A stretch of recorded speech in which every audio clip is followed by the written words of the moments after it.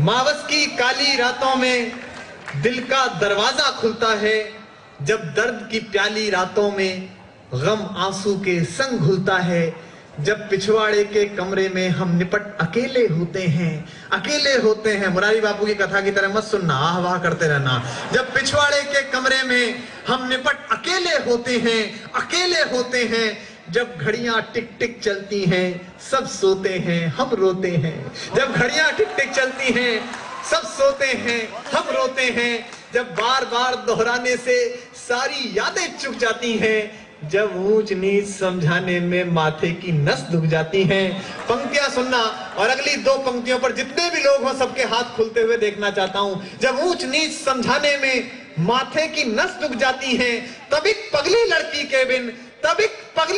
के बिन जीना गद्दारी लगता है, और उस पगली लड़की के बिन मरना भी भारी लगता है। मावस की काली रातों में दिल का दरवाजा खुलता है, जब दर्द की प्याली रातों में।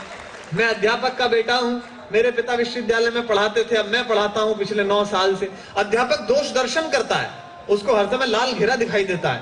वो मेरे यहाँ एक अंग्रेजी के टीचर थे, उनकी लड़की अपने प्रेमी के साथ चली गई, तो मैं शाम को सांत्वना प्रकट करने गया। मैंने कहा गुरुजी बड़ा दुख हुआ कि रेखा ने आपकी बात नहीं मानी और वो प्रेमी के साथ चली गई। तो गुरुजी बोले बेटा दुख इस बात का नहीं है, दुख इस बात का है कि 7 साल ग्रामर पढ़ाई, 3 पेज का लेटर छोड़ के गई है, उसमें 4 स्पेलिंग मिस्टेक उनकी यही चिंता है। सुनिएगा, जो अध्यापकीय परिवेश से जुड़े हुए लोग हों, शुद्ध कविता सुनिएगा।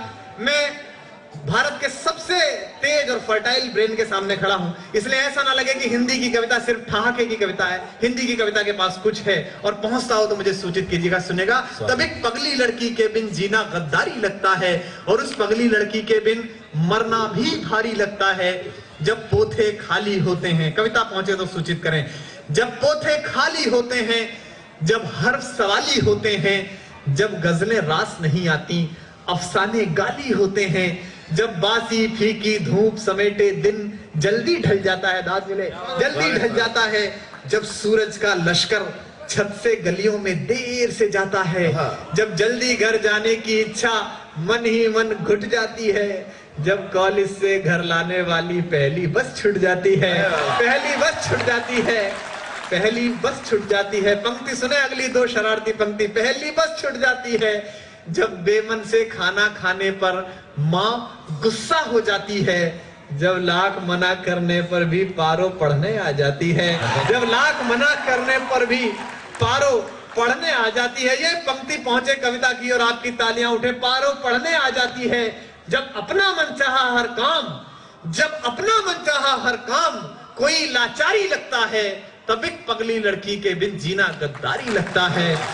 और उस पगली लड़की के बिन मरना भी भारी लगता है। अगला बंद कुंवारों को समर्पित है और कामयाब कुंवारों को समर्पित है। आप लोग मोस्ट वांटेड लोग हो अपने मोहल्ले के, मैं जानता हूं, और खासकर जो फाइनल ईयर वाले हैं वो ज्यादा ही वांटेड हैं। स्थिति यह है कि मैं गजेंद्र सोलंकी जी की कॉलोनी में गया, मैंने एक आदमी से पूछा, हालांकि कुंवारे लोग बहुत प्रसिद्ध होते हैं लेकिन पड़ोसी की नजर में गिद्ध होते हैं। तो मैंने उससे पूछा, मैंने कहा आपको गजेंद्र सोलंकी का घर पता है? बोले हाँ पता है, इधर से इधर चले जाना, लेकिन प्लीज उनको मेरे घर का पता मत बता। ये रेपुटेशन हो जाती है। कुंवारे लोग सुने सबसे शरारती बंद इस कविता का, और हर पंक्ति में आनंद आएगा। सुनेगा, जब कमरे में सन्नाटे की आवाज सुनाई देती है। कुंवारे की एक्सपायरी डेट निकल जाए तो उसे बम बम भी छम छम की तरह लगती है। जब कमरे में सन्नाटे की आवाज सुनाई देती है, जब दर्पण में आंखों के नीचे झाई दिखाई देती है, जब बड़की भाभी कहती हैं कुछ सेहत का भी ध्यान करो, जब बड़की भाभी कहती हैं कुछ सेहत का भी ध्यान करो, क्या लिखते हो लल्ला दिन भर, कुछ सपनों का सम्मान करो, जब बाबा वाली बैठक में कुछ रिश्ते वाले आते हैं, जब बाबा हमें बुलाते हैं हम जाते में घबराते हैं, जब साड़ी हाय हाय मत करो, आगे सुनो, जब बाबा हमें मनाते हैं। सुनिएगा पंक्ति, शरारती पंक्ति सुनिए, आनंद लीजिएगा। जब बाबा वाली बैठक में कुछ रिश्ते वाले आते हैं, जब बाबा हमें बुलाते हैं हम जाते में घबराते हैं, जब साड़ी पहने लड़की का एक फोटो लाया जाता है, वो एक अलग स्टूडियो में खिंचवाया जाता है, वो लकड़ी के गुलदान पे कोहनी टिका के देखा होगा आपने। और एक बात और बता दूं, कितनी जीन्स पहन लो फोटो साड़ी वाला ही जाना।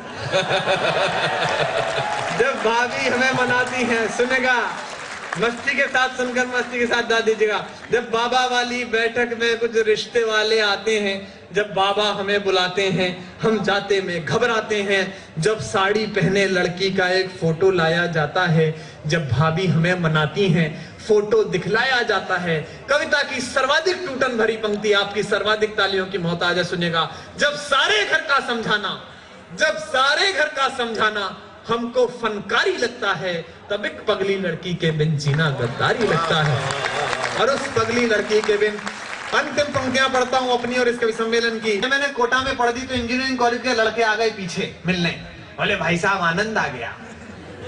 मैंने कहा वही उद्देश्य भी था। बोले नहीं नहीं, पर ये औकात वाली बात बदल दीजिए, क्योंकि हमको कंफर्म हो गई है कि आपकी किस लिए है। तो मैंने इसको पारिवारिक रंग दिया। दीदी कहती हैं उस पगली लड़की की कुछ औकात नहीं। दीदी कहती हैं, पंक्तियां सुनना वसीम बरेलवी साहब की और दाद देना बड़े शायर को।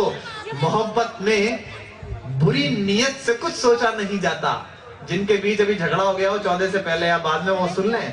मोहब्बत में बुरी नीयत से कुछ सोचा नहीं जाता, कहा जाता है उसको बेवफा समझा नहीं जाता। कहा जाता है उसको बेवफा समझा नहीं जाता। दीदी कहती है उस पगली लड़की की कुछ औकात नहीं। उसके दिल में भैया तेरे जैसे प्यारे जज्बात नहीं। वो पगली लड़की मेरी खातिर 9 दिन भूखी रहती है। चुप चुप सारे व्रत करती है, पर मुझसे कभी न कहती है। मातृशक्ति बैठी है, महिलाओं को व्रत करने का बहाना चाहिए। अभी मैं ओम जी के गया करवा चौथ के दिन, तो ओम जी की पत्नी मारवाड़ की है, वो व्रत रखती है करवा चौथ पे, तो मौन व्रत रखती है। तो हम लोग 12 बजे उठे तो वो बोल नहीं रही थी। तो मुझे लगा कि ओम जी की कोई पुरानी वीडियो फिल्म पल्ले पड़ गई है इनको, अरे अपने को पता नहीं था। तो मैंने ओम जी से कहा यार ये खाना क्यों नहीं खा रही है भाभी? और वो बोले कम वक्त आज खाना क्यों खाएगी, आज ये भूखी रहेगी, इससे मेरा स्वास्थ्य सुधरेगा। मैंने कहा इतना सुधरा हुआ है और कहाँ जाओगे? बोले नहीं सुधरेगा इससे। फिर मैंने 5 बजे फिर पूछा, क्योंकि अपन तो REC से शुरू हुए थे, रीजनल इंजीनियरिंग कॉलेज से। मैंने कहा टेक्निकल डिफरेंस है यार बात में। बोले क्या? मैंने कहा मैं जानना चाहता हूँ कि गाय के भूसा छोड़ देने से सांड की पर्सनैलिटी कैसे निकल सकती है। लेकिन देश है या कुछ भी हो सकता है। सुनिएगा, दीदी कहती है, अंतिम पंक्तियां सुनिएगा, था के और तालियों के बीच विदा हो। दीदी कहती हैं उस पगली लड़की की कुछ औकात नहीं। उसके दिल में भैया तेरे जैसे प्यारे जज्बात नहीं। वो पगली लड़की मेरी खातिर 9 दिन भूखी रहती है, चुप चुप सारे व्रत करती है, पर मुझसे कभी न कहती है। जो पगली लड़की कहती है मैं प्यार तुम्ही से करती हूँ, लेकिन मैं हूँ मजबूर बहुत, अम्मा बाबा से डरती हूँ। उस पगली लड़की पर अपना कुछ भी अधिकार नहीं बाबा। ये कथा कहानी किस्से हैं, कुछ भी तो सार नहीं बाबा। बस उस पगली लड़की के संग, बस उस पगली लड़की के संग जीना फुलवारी लगता है, और उस पगली लड़की के बिन मरना भी भारी लगता है। और आपसे कहना चाहता हूं कि सितारों को आंखों में महफूज रख लो, सितारों को आंखों में महफूज रख लो। बहुत दूर तक रात ही रात होगी, मुसाफिर हैं हम भी, मुसाफिर हो तुम भी, इसी मोड़ पर फिर मुलाकात होगी। बहुत बहुत आभार। बहुत